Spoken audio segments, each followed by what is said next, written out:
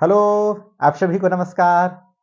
आशा करते हैं आप सभी अच्छे होंगे और अच्छे मन से, प्रसन्न मन से, पूरे ऊर्जा के साथ अपनी बोर्ड की तैयारियां लगातार लेकर चल रहे होंगे। हम उम्मीद करते हैं कि आप हमारे चैनल के साथ जुड़कर अपनी तैयारी को और भी मजबूती दे रहे हैं। यह मजबूती आपके भविष्य निर्माण में अगर हमसे मिल रही है तो हम सौभाग्यशाली समझेंगे कि हमारे मेहनत से भी आपके जीवन में कुछ ना कुछ परिवर्तन आ रहा है। तो आशा करते हैं आपकी जो यह जर्नी है, यह सफलता की ओर अग्रसर होने की जो जर्नी है वो बहुत ही मंगलमय हो, बहुत ही अच्छा हो और आप अपने परचम देश में एक दिन जरूर लहराएं। ओके, तो चलिए हम कंटिन्यू लेके चल रहे हैं पी ब्लॉक के तत्व। हमने पिछले वीडियो में नाइट्रोजन को पूरी तरीके से कंप्लीट किया था। आज हम स्टार्ट करेंगे पी ब्लॉक में 15वें वर्ग का जो तत्व है फास्फोरस। फास्फोरस के बारे में हम अध्ययन करेंगे। तो चलिए शुरुआत करते हैं कि फास्फोरस कौन कौन से प्रकार के होते हैं, फास्फोरस का संकेत क्या है, उसका परमाणु क्रमांक क्या है, इसके रासायनिक क्रियाएं देखेंगे, फास्फोरस अगर बनाना चाहें तो कैसे बन सकता है, इन सारी चीजों पे अध्ययन करेंगे। ओके, तो लगाइए हेडिंग फास्फोरस। 15वें वर्ग के तत्व, 15वें वर्ग के तत्व, 15वें वर्ग के तत्वों में आज बारी है फास्फोरस। फास्फोरस जिसका संकेत होता है पी, परमाणु क्रमांक है इसका 15।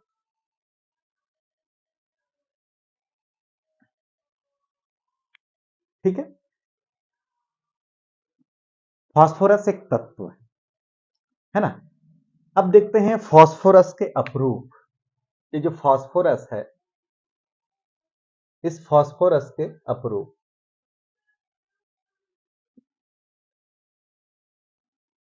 फास्फोरस के अपरूप,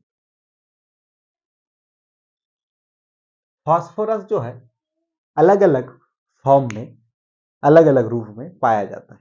ठीक, इसके अपरूप की बात करें तो सफेद फास्फोरस, सफेद फास्फोरस,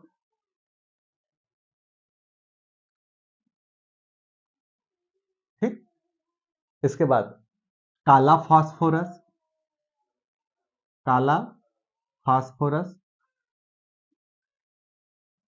फिर लाल फास्फोरस।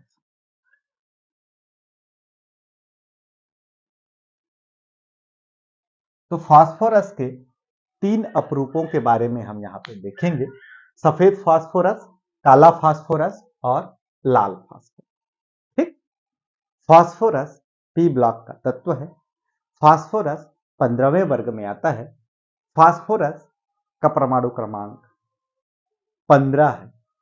ठीक, इलेक्ट्रॉनिक विन्यास अगर निकाल के देखें,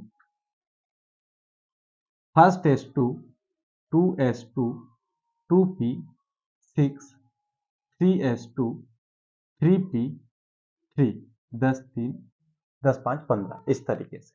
ओके, ठीक है भाई। ठीक, तो अब देखते हैं फास्फोरस बनाने की विधि। फास्फोरस बनाने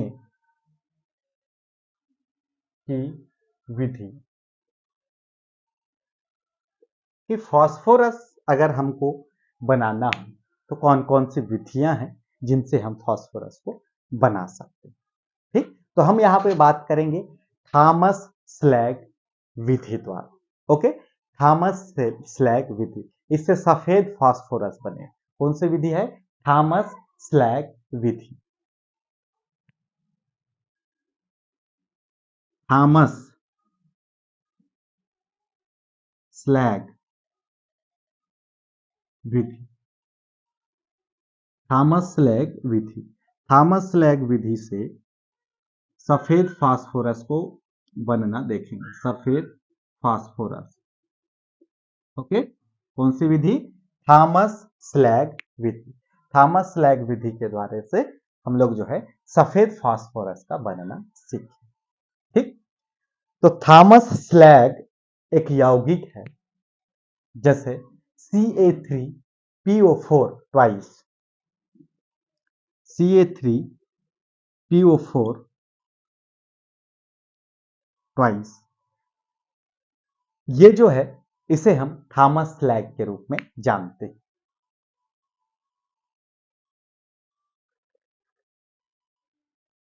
ठीक है भाई, किस नाम से जानते हैं इसको? थॉमस स्लैग, थॉमस स्लैग, इसे हम थॉमस स्लैग के रूप में जानते हैं। इस थॉमस स्लैग की क्रिया करवाते हैं सिलिका, इससे सिलिका से, सिलिका यानी कि SiO2, सिलिका, SiO2, सिलिका से, किससे कराएंगे? सिलिका से। थॉमस स्लैग की क्रिया कराएंगे सिलिका से। तो थॉमस स्लैग की क्रिया जब सिलिका से होती है तो यह सबसे पहले कैल्शियम सिलिकेट बनाता है। ओके, क्या बनाएगा? कैल्शियम सिलिकेट, यानी कि CaSiO3, calcium silicate, CaSiO3 calcium silicate बनाता है। और P4O10, P4O10, P4O10 calcium silicate और P4O10, ठीक है, ये बन जाता है क्या? कैल्शियम सिलिकेट,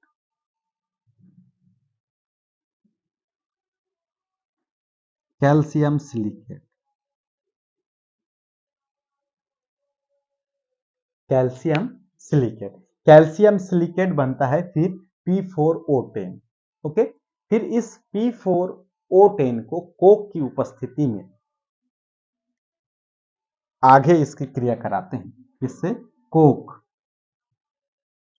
है ना, कोक की उपस्थिति में इसको क्रिया कराते हैं तो ये बनता है P4, और कार्बन मोनोऑक्साइड जो है अलग हो जाता है, P4 plus CO, P4 plus CO।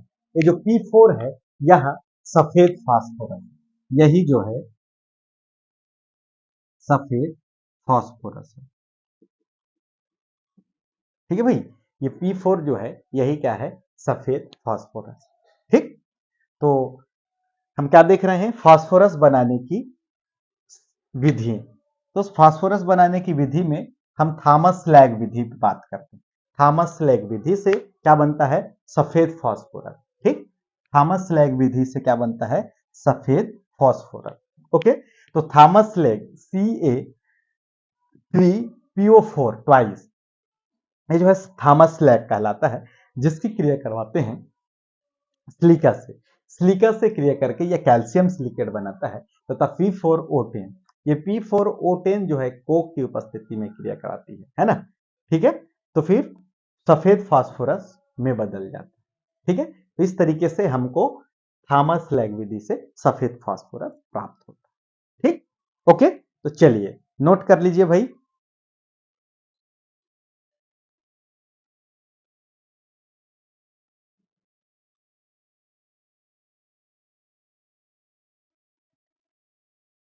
हो गया? ठीक, तो इस तरीके से सफेद फास्फोरस बनता है थॉमस स्लैग विधि से।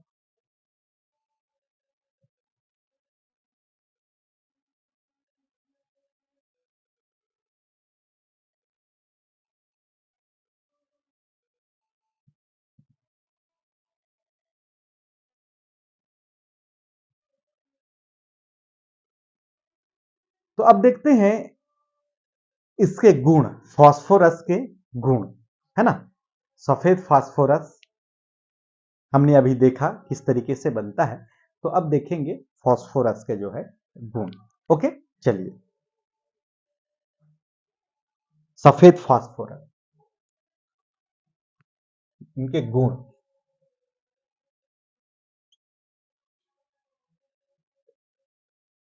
है ना। इसके गुण पे बात, फास्फोरस यह जो है मुलायम ठोस होता है ना। सफेद फास्फोरस मुलायम ठोस होता है। कैसे होगा? मुलायम होगा, ठीक है ना। ठोस है लेकिन कैसा है ये? मुलायम है। क्लियर? मुलायम ठोस है, ठीक। यह H2O में अविलेय है, पानी में अविलेय है, परंतु CH2 में विलेय हो जाता है, ठीक है। पानी H2O में अविलेय है। कैसा है ये? अविलेय। किंतु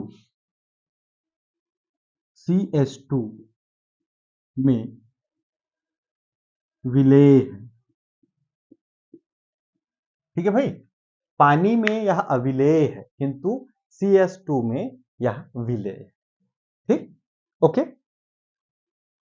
सफेद फास्फोरस अंधेरे में चमकता है। जो सफेद फास्फोरस होता है वह अंधेरे में चमकता है, ठीक है भाई।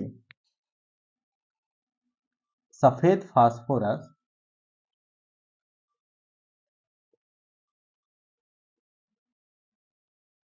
सफेद फास्फोरस अंधेरे में चमकता है, अंधेरे में चमकता है, चमकता है, ठीक। सफेद फास्फोरस जो होता है वह अंधेरे में क्या होता है? चमकने लगता है, ठीक। यह अत्यधिक क्रियाशील होने के कारण इसे पानी में एकत्रित किया जाता है ना। पानी से क्रिया नहीं करता, इसलिए पानी में इसको एकत्रित किया जाता है, ठीक। यह अत्यधिक क्रियाशील होने के कारण, अत्यधिक क्रियाशील होने के कारण इसे पानी में एकत्रित करते हैं, एकत्रित किया जाता है, किया जाता है ना। और यह पानी से क्रिया नहीं करता, ऐसे भी पानी में वो अविलेय, ठीक है। यह अत्यधिक क्रियाशील है, ठीक। सफेद फास्फोरस जो है अत्यधिक क्रियाशील है और इसे किसी दूसरे में प्राप्त नहीं किया जा सकता। पानी में जो है यह पानी से क्रिया नहीं करता, इस कारण इसको पानी में एकत्रित किया जाता है, ठीक। फास्फोरस, सफेद फास्फोरस जो है हवा से क्रिया करके तुरंत P4O6 बना लेता है, ठीक। अत्यधिक क्रियाशील होने के कारण ही यह हवा से क्रिया करके, हवा से क्रिया करके P4O6 बना लेता है,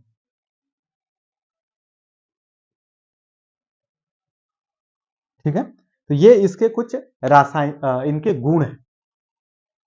फास्फोरस, सफेद फास्फोरस जो है ठोस होता है किंतु मुलायम है, यानी कि किसी चीज से भी अपन काट सकते हैं। पानी में अविलेय होता है किंतु CH2 में विलेय है। सफेद फास्फोरस पानी में अविलेय है किंतु CH2 में विलेय है। सफेद फास्फोरस अंधेरे में चमकता है। इसी गुण के चलते जादूगर इसको जादू दिखाने के लिए भी यूज करते हैं।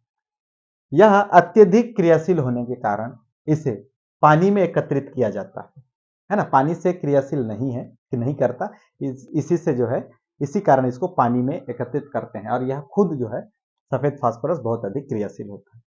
अधिक क्रियाशील होने के चलते यह हवा से क्रिया कर लेता है और तुरंत P4O6 में बदल जाता है, ठीक।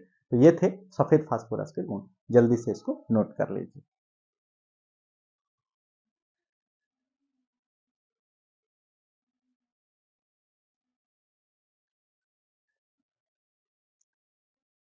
ठीक, हो गया, ठीक है।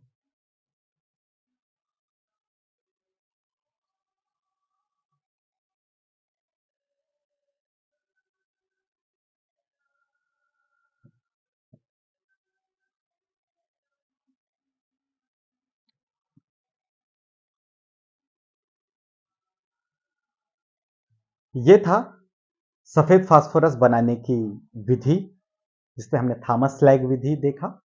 फिर हमने उसके गुण देखे। अब देखेंगे सफेद फास्फोरस की रासायनिक अभिक्रियाएं। ओके, सफेद फास्फोरस की रासायनिक अभिक्रियाएं।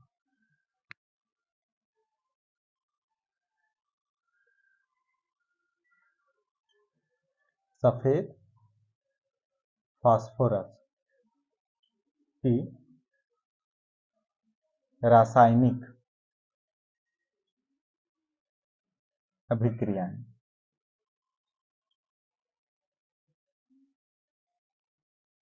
सफेद फास्फोरस की रासायनिक अभिक्रियाएं। तो सबसे पहले देखेंगे क्षार के साथ अभिक्रिया। सफेद फास्फोरस क्षार के साथ किस तरीके से अभिक्रिया करता है। ओके, तो हम जब सफेद फास्फोरस को क्षार के साथ अभिक्रिया कराएंगे, क्योंकि सफेद फास्फोरस पानी में एकत्रित किया जाता है तो कुछ अणु उसमें पानी भी उपस्थित होगा। ठीक है, तो इससे फास्जिन बनाता है और sodium hypo hypo sodium hypo sodium hypophosphite sodium hypophosphite है ना। ये क्या क्या बनाएगा, फास्जिन बनाएगा और सोडियम हाइपोफास्फाइट। ठीक है,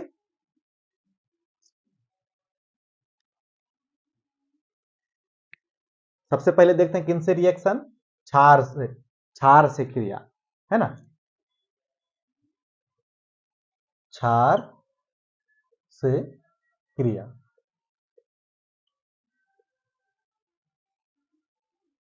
क्षार से क्रिया। तो क्षार से क्रिया करके जो सफेद फास्फोरस है वह किस तरीके का क्रिया दिखाता है वो देखते हैं। ठीक, तो सबसे पहले सफेद फास्फोरस यानी B4 किससे क्रिया करवाते हैं, क्षार, जैसे कि सोडियम हाइड्रोक्साइड एक क्षार है। ओके, क्षार से क्रिया करवाएं। सफेद फास्फोरस को पानी में एकत्रित करके रखा जाता है, इसलिए कुछ अणु पानी के भी होंगे। ठीक, तो इनसे क्रिया करके ये बना लेता है PH3 फॉस्फिन तथा sodium hydrogen sodium हाइपोफास्फाइड NaH2PO2 NaH2PO2 इस तरीके से रिएक्शन देता है ना। तो देखिए क्या क्या, सबसे पहले क्या बन रहा है, यहां पे क्या है, ये सफेद फास्फोरस, ये क्या है, सफेद फास्फोरस,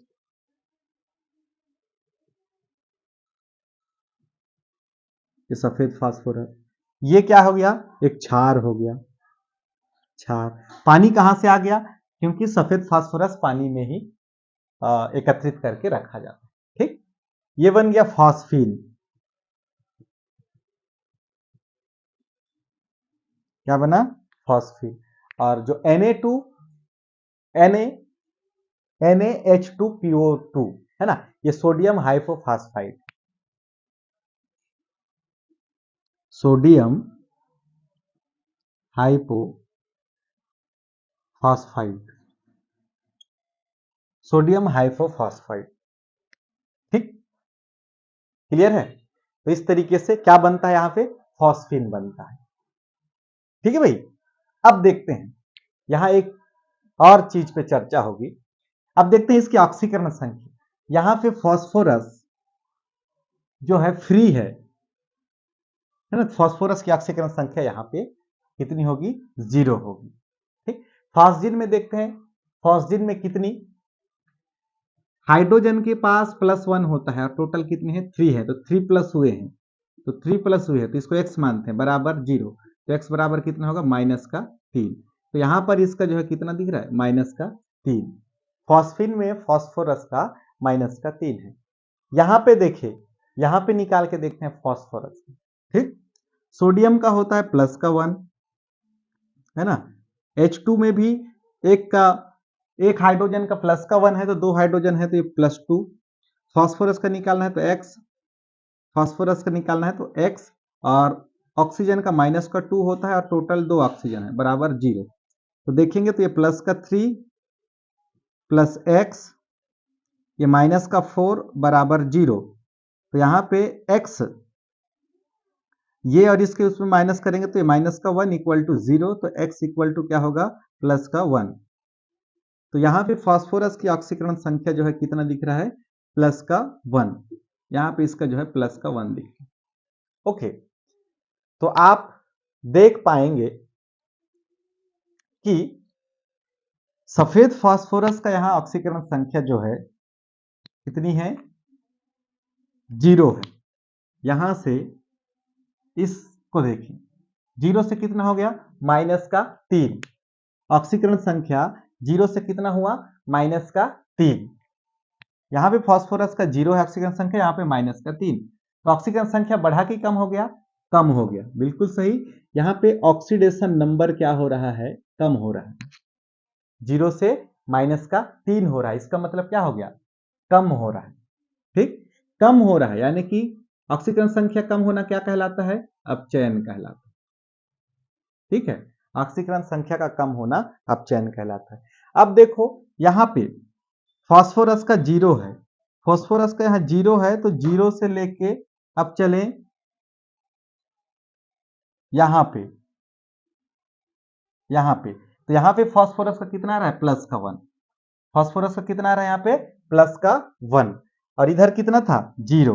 तो 0 से इधर प्लस का 1 आ रहा है ऑक्सीकरण संख्या। तो ऑक्सीकरण संख्या कम हो रहा है कि बढ़ रहा है, बढ़ रहा है। तो यहाँ पे ऑक्सीडेशन नंबर ऑक्सीकरण संख्या क्या हो रहा है बढ़ रहा है। ठीक है, ऑक्सीकरण संख्या बढ़ रहा है, और ऑक्सीकरण संख्या का बढ़ना क्या कहलाता है ऑक्सीकरण कहलाता है। क्या कहलाता है ऑक्सीकरण कहलाता है, ऑक्सीकरण। ठीक है भाई, तो क्षार के साथ क्रिया करके फास्फोरस फॉस्फीन बनाता है। ठीक है, क्या बनाएगा फॉस्फीन, सोडियम हाइपोफॉस्फेट। यहां पे आप देख रहे हैं कि फास्फोरस का एक बार अपचयन हो रहा है और यहीं पे फास्फोरस का ऑक्सीकरण भी हो रहा है। ठीक, जब एक ही तत्व का ऑक्सीकरण तथा अपचयन हो तो ऐसे क्रिया को हम असमा असा असामा है ना असामुपात अभिक्रिया कहते हैं। असामुपातन अभिक्रिया क्या कहलाता है ये असमानुपातन अभिक्रिया। ठीक है, कैसे कहते हैं असमानुपातन, असमुपातन,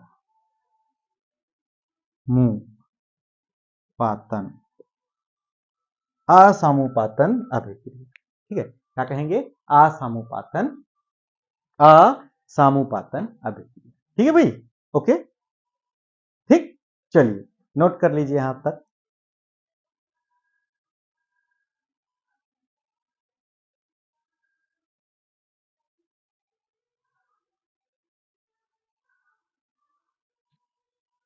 ओके, हो गया, चलिए।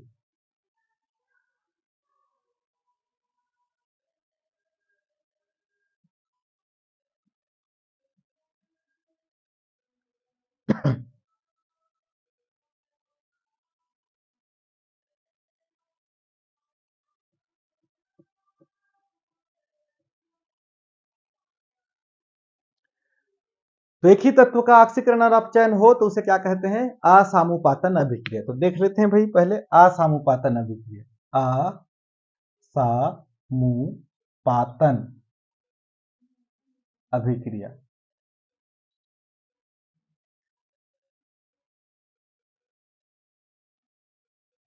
जब एक ही तत्व का, जब एक ही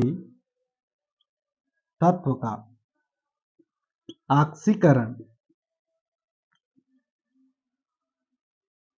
ऑक्सीकरण तथा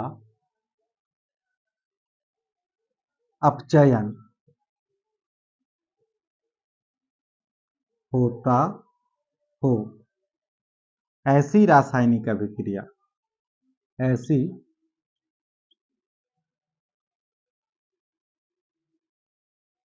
ऐसी रासायनिक अभिक्रिया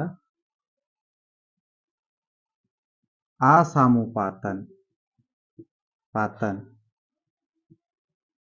अभिक्रिया कहलाती है, अभिक्रिया कहलाती है, कहलाती है। ठीक, उदाहरण जैसे अभी हम लोगों ने देखा कि सफेद फास्फोरस की क्रिया जब किसी क्षार से करवाते हैं तो यहाँ पे फॉस्फीन बनता है तथा सोडियम हाइपोफॉस्फाइड। ठीक, तो यहां पर फास्फोरस की ऑक्सीकरण संख्या यहां पे होता है 0, यहां पे होता है -3। तो यहां पे ऑक्सीकरण संख्या जो है बढ़ा, ऑक्सीकरण संख्या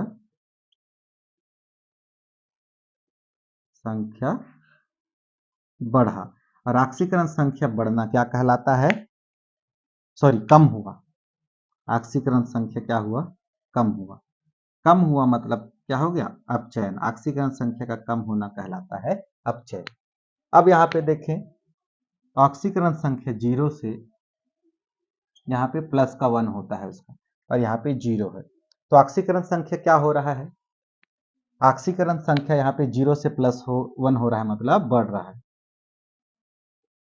ऑक्सीकरण संख्या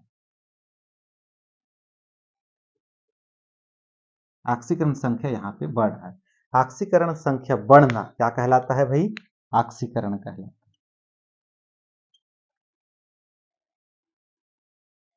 ठीक, तो इस प्रकार से आप देख रहे हैं कि फास्फोरस का एक बार ऑक्सीकरण हो रहा है और एक बार अपचयन हो रहा है। तो इसी प्रकार जब किसी एक ही तत्व का ऑक्सीकरण और अपचयन दोनों साथ साथ हो, मतलब एक साथ हो, है ना, ऑक्सीकरण और अपचयन हो, साथ साथ होना नहीं, ऑक्सीकरण और अपचयन हो, उसे क्या कहते हैं? असामुपातन अभिक्रिया। असामुपातन अभिक्रिया। और यह भी एक रेडाक्स अभिक्रिया के अंतर्गत ही एक रिएक्शन। ठीक, तो चलिए नोट कर लीजिए, असामुपातन अभिक्रिया।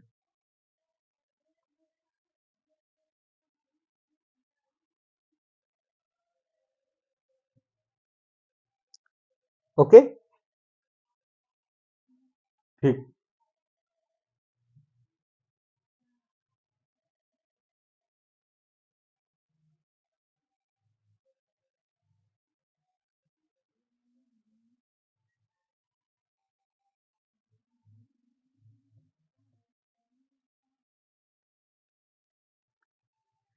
तो ये था क्षार के साथ क्रिया। अब देखते हैं ऑक्सीजन से क्रिया, सफेद फास्फोरस की क्रिया ऑक्सीजन के साथ। P4 की क्रिया ऑक्सीजन के साथ, किसके साथ? ऑक्सीजन के साथ।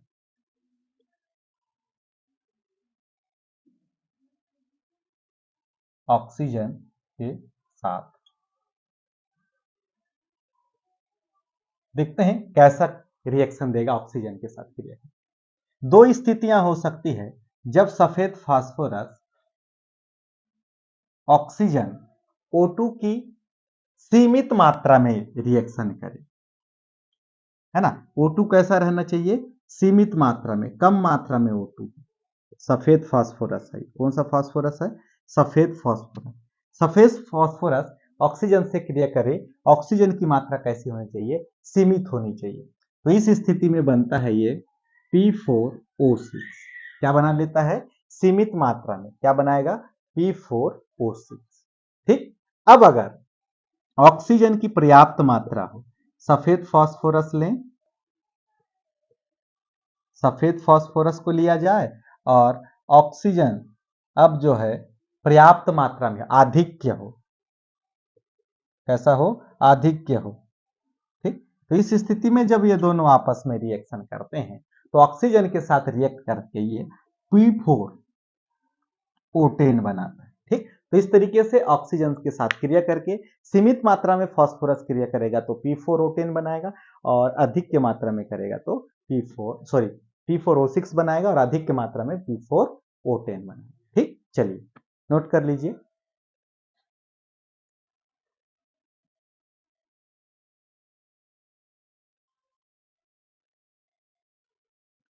ओके, ठीक।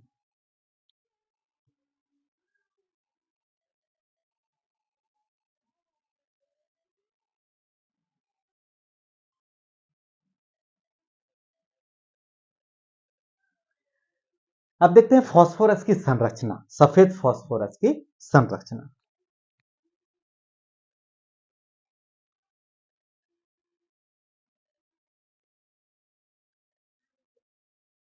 सफेद फास्फोरस की संरचना।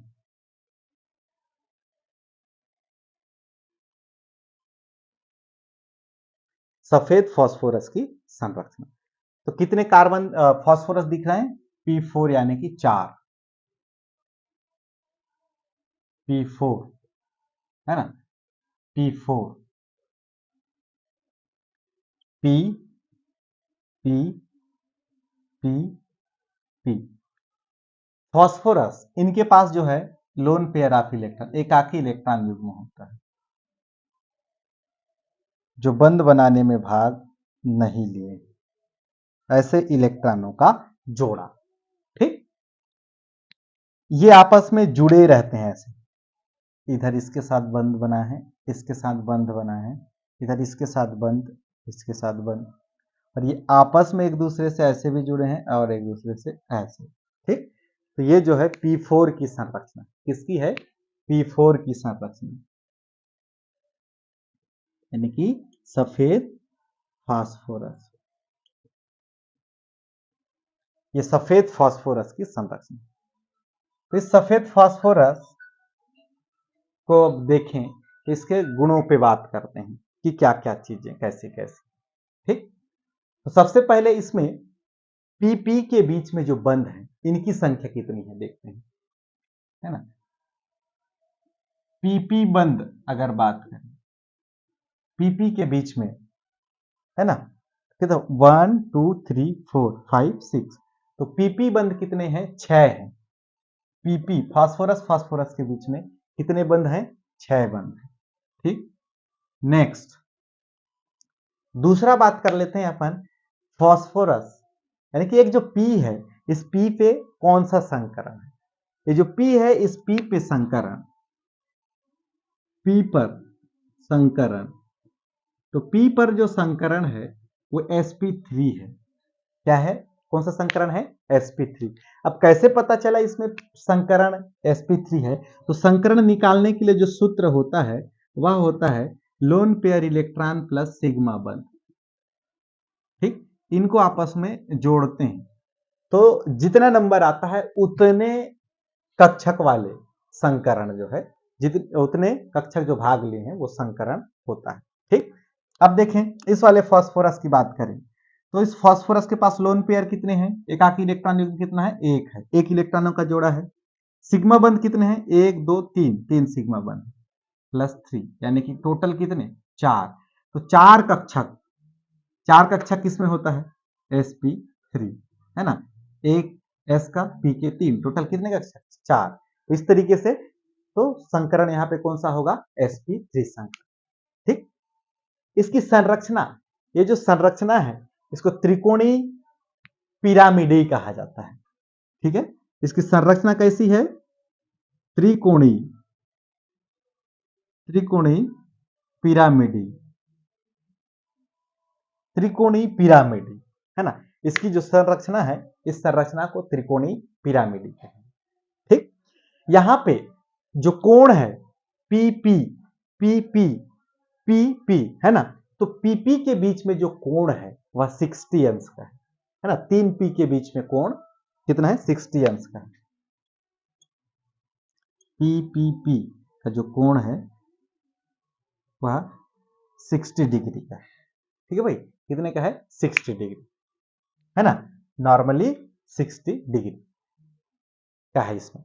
जबकि sp3 संकरण में एक कोण जो है कितने का होता है? 109.28, है ना, और sp3 में कितने का होता है? sp3 में 109.28 इतने डिग्री का होता है। ठीक, जबकि यहां पे पीपी के बीच में कितना है? 60 डिग्री का है। और अगर sp3 में देखें तो वहां बंद कोण 109.28 का होता है। ठीक, संरचना में 60 डिग्री का कोण होने के चलते ही इनके बीच में तनन है। ठीक, 60 डिग्री का कोण है, इसीलिए इनके बीच में क्या होता है? इनके बीच में तनन है। तनाव महसूस करता है, तनाव है, और इसी तनाव के चलते सफेद फास्फोरस अत्यधिक क्रियाशील है। ठीक।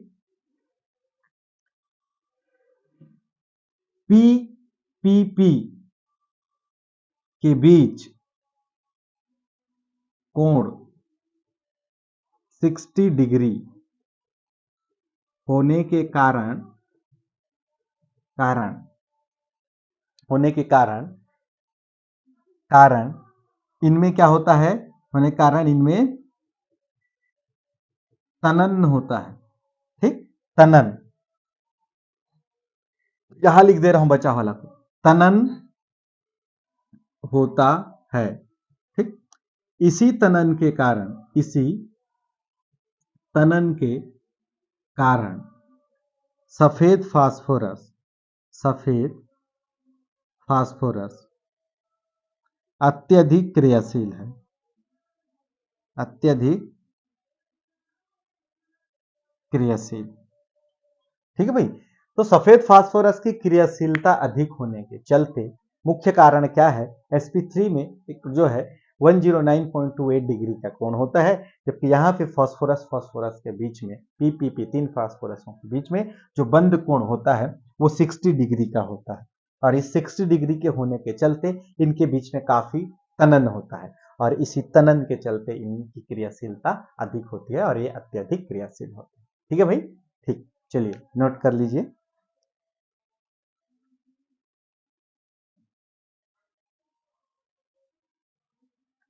ओके, ठीक है। तो ये था फास्फोरस। फास्फोरस में हमने देखा सफेद फास्फोरस, हमने देखा फास्फोरस में से हमने देखा सफेद फास्फोरस, और फास्फोरस के प्रकारों की बात करें तो सफेद फास्फोरस, लाल फास्फोरस और काला फास्फोरस। ठीक, हमने फास्फोरस बनाने की विधि देखा। तो विधि में हमने थॉमस लैग विधि देखा था, थॉमस लैग विधि, जिसमें हम लोगों ने देखा कि थॉमस लैग के साथ सिलिका को जब रिएक्ट कराते हैं तो फास्फोरस बनता है ना, फास्फोरस बनता है। फिर हम लोगों ने सफेद फास्फोरस के गुणों पर अध्ययन किया। हमने देखा कि यह मुलायम ठोस होता है, पानी के साथ ये अत्यधिक क्रियाशील नहीं है, इसीलिए, और जबकि ये CH2 के साथ अत्यधिक क्रियाशील है। सफेद फास्फोरस अंधेरे में चमकता है, अत्यधिक क्रियाशील होने के चलते इसे पानी में जो है एकत्रित किया जाता है, हवा से क्रिया करके सफेद फास्फोरस P4O6 में बदल जाता है। फिर हमने देखा सफेद फास्फोरस की रासायनिक अभिक्रियाएं। रासायनिक अभिक्रियाओं में हमने देखा कि क्षार के साथ अभिक्रिया करके यह फॉस्फीन बनाता है। ठीक, ओके। फिर हमने देखा ऑक्सीजन के साथ कम मात्रा में अगर करें तो P4O6 बना लेता है, अगर ऑक्सीजन की अधिक मात्रा में क्रिया कराएं तो P4O10 बनाता है। ठीक, फिर हमने देखा फास्फोरस की संरचना, जिसमें फास्फोरस के बीच में बंद जो होता है क्षय होते हैं, और फास्फोरस पे जो संकरण होता है sp3 संकरण होता है। फिर हम लोगों ने देखा कि ये संकरण कैसे निकाला जाता है, तो लोन पेयर प्लस सिग्मा बंद, तो दोनों को टोटल करें तो जितने नंबर आते हैं उतने कक्षा का जिसमें भाग लेते हैं जिस संकरण में वह संकरण होता है। संरचना की बात करें तो इसमें जो है त्रिकोणीय पिरामिडीय संरचना होती है, और कोण की बात करें तो फास्फोरस के बीच में जो है 60 डिग्री का कोण होता है, जबकि sp3 संकरण वाले में 109.28 डिग्री का कोण होता है। यहाँ पे 60 डिग्री का होने के चलते ही इनके बीच में तनन होता है, तनन होने के चलते ही इनकी क्रियाशीलता अधिक होती है और सफेद फास्फोरस अधिक क्रियाशील है। तो आज के वीडियो में बस इतना ही, अगले दिन फिर आपके साथ नए वीडियो से फिर से मुलाकात होगी, तब तक के लिए जय हिंद।